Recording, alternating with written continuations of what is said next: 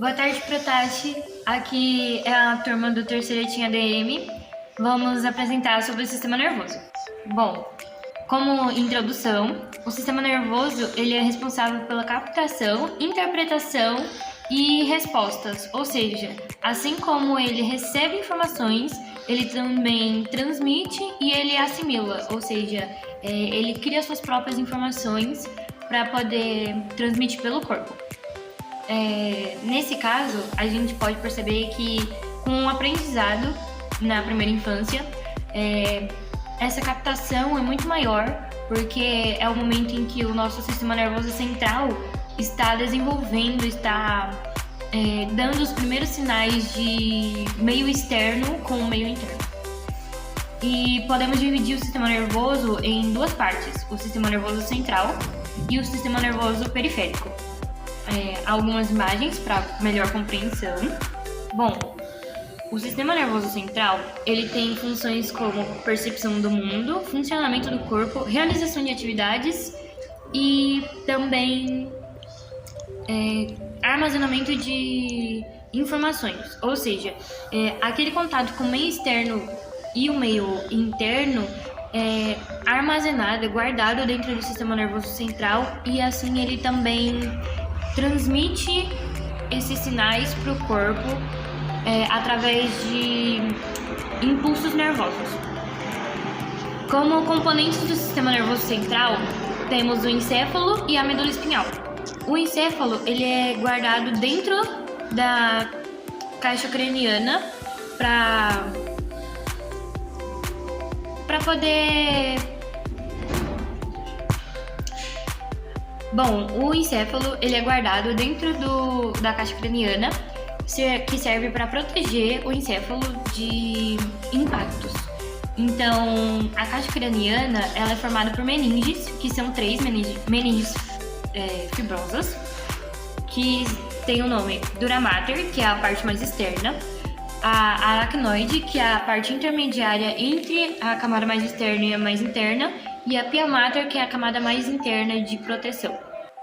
Já o sistema nervoso periférico tem funções como ligar o sistema nervoso central aos outros órgãos do corpo e realizar o transporte de informações.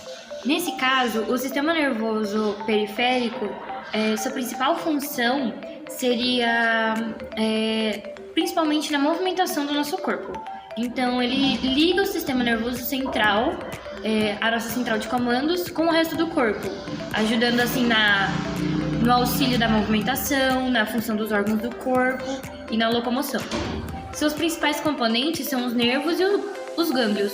Bom, os nervos seria realmente essa teia de comunicação, de troca de informação, e os gânglios são um aglomerado de neurônios que ficam espalhados pelo corpo. Agora algumas imagens. Do lado esquerdo estão os gânglios, que seriam o amontoado de nervos, e do lado direito onde é separado o funcionamento do sistema nervoso central, do sistema nervoso periférico. Ele é dividido em parasimpático e simpático, aonde ocorre uma ação e a outra ocorre a ação contrária. Assim eu passo a palavra para o Diogo. Boa tarde, professor. Agora a gente vai falar um pouco do mal de Alzheimer. O que é o mal de Alzheimer? É uma doença neurodegenerativa. O que isso quer dizer? Que ele basicamente ocorre pela perca de neurônios, que são as células nervosas. Essa perca de neurônios faz com que haja a perca de tecidos e, consequentemente, a pessoa sofre com a perca de memória e perca da capacidade cognitiva.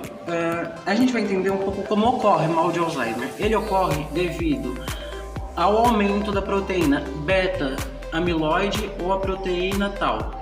A proteína beta-amiloide ela fica do lado de fora da célula, enquanto a proteína tau fica do lado de dentro. O que ocorre? O sistema nervoso ele se comunica por meio de impulsos elétricos.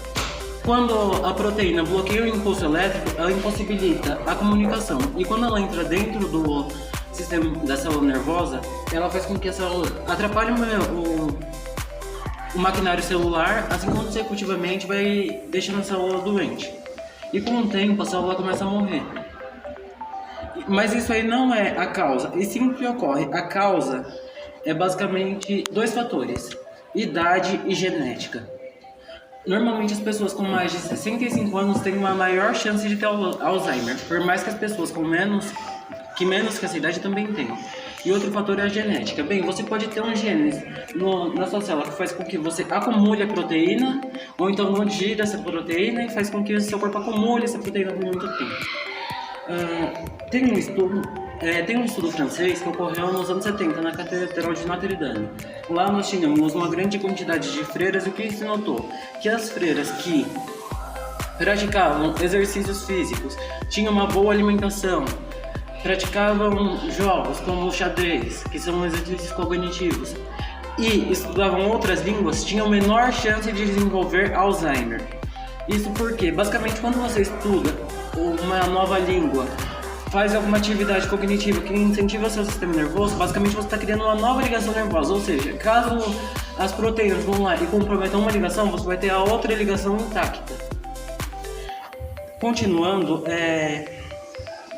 abaixo nós temos 2 imagens. Uma imagem é de um cérebro normal e outra do cérebro com Alzheimer. Como eu falei, ocorre a perca de massa, porque conforme o Alzheimer vai ocorrendo, as células vão morrendo e consecutivamente vão perdendo a massa.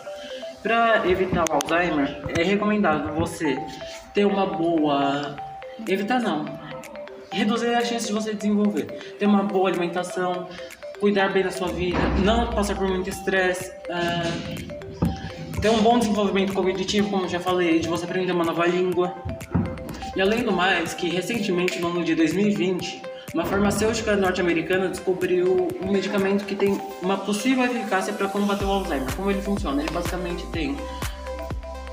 Ela basicamente produz um anticorpo. Esse anticorpo, ele vai direto para o combate das proteínas tau e beta-amiloide. Ou seja, esse medicamento tem uma grande importância, porque ele pode significar basicamente que a gente está chegando mais perto da cura do Alzheimer. E agora, prosseguindo, eu vou passar a fala para a Jaiane. Agora a gente vai falar da esquizofrenia, que também é uma doença do sistema nervoso. Primeiro a gente tem que entender que a esquizofrenia, ela já vem de muitos anos, ela é uma doença muito antiga, mas ela começou a ser estudada mais ou menos do século XIX para XX, e ela tem justamente o nome de esquizofrenia porque se trata da divisão das mentes. A esquizofrenia, ela afeta cerca de 1% da população mundial e ela é igual para homens e mulheres, então não tem um sexo que seja maior índice de esquizofrenia, ela é igual. Mas porém, a gente tem diferenças da esquizofrenia em um homem e na mulher. O homem, ele tende a desenvolver a esquizofrenia mais ou menos dos 15 aos 30 anos, que é justamente nessa faixa etária, saindo da adolescência e entrando para a fase adulta. A mulher não, a maioria dessa doença desenvolvida em mulheres, ela ataca principalmente nos 30 anos, justamente pelo fato dos hormônios femininos darem uma boa controlada na esquizofrenia. Também isso contribui quando a mulher entra na menopausa. Os sintomas ainda assim se agravam um pouco, mas é mais fácil ser controlado. Então a gente pode dizer que essa doença nas mulheres, ela é melhor tratada. A esquizofrenia, a gente não tem uma causa exata para ela, a gente não sabe mais ou menos o que afeta realmente o cérebro de um esquizofrênico, mas a gente considera ela uma doença crônica, ou seja, você morre com ela, você nasce com ela e morre com ela também. Por mais que na pandemia, como aumentou muito os casos de esquizofrenia, alguns cientistas têm pesquisado a possibilidade dela ser uma doença de desenvolvimento, que você possa adquirir ela dependendo do trauma que você passou.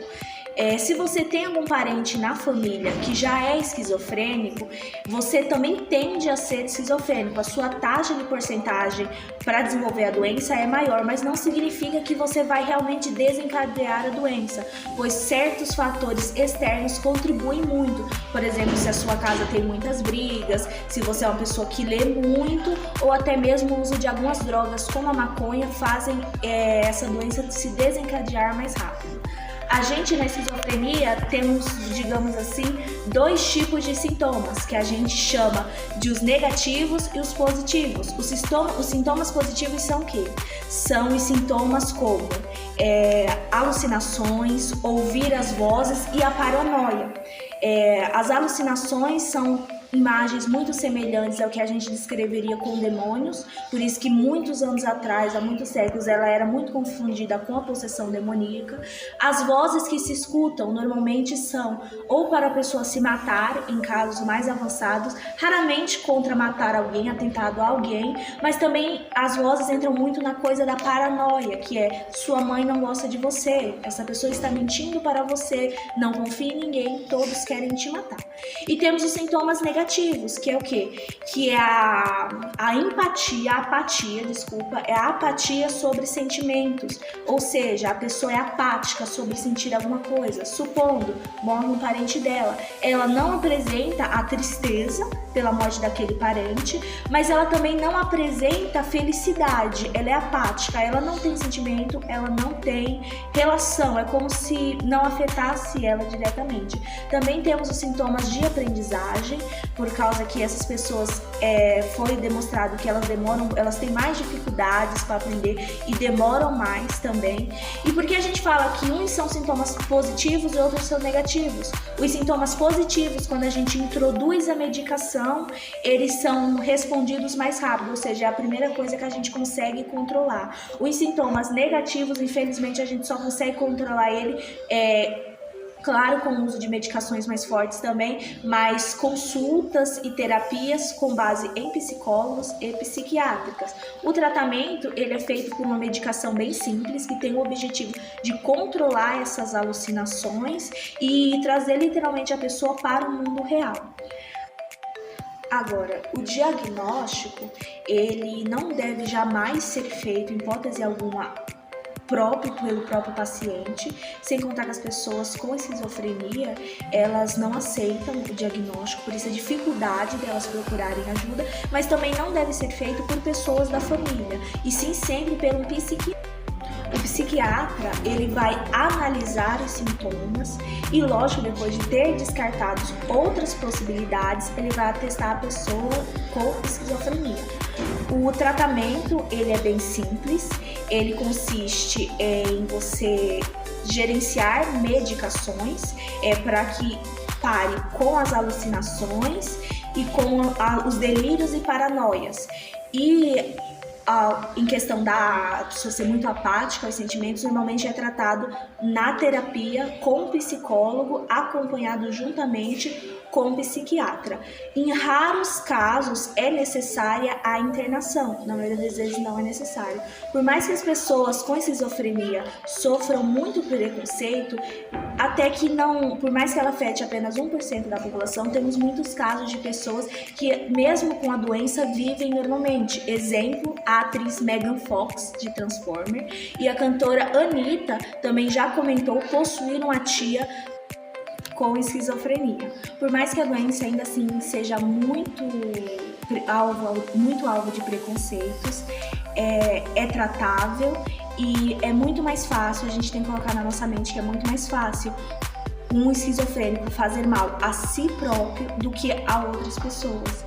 Então, sempre procurar ajuda e tratamento, a doença não é brincadeira. Obrigada por assistir, tenha uma boa tarde e melhores para o Heitor. Beijos!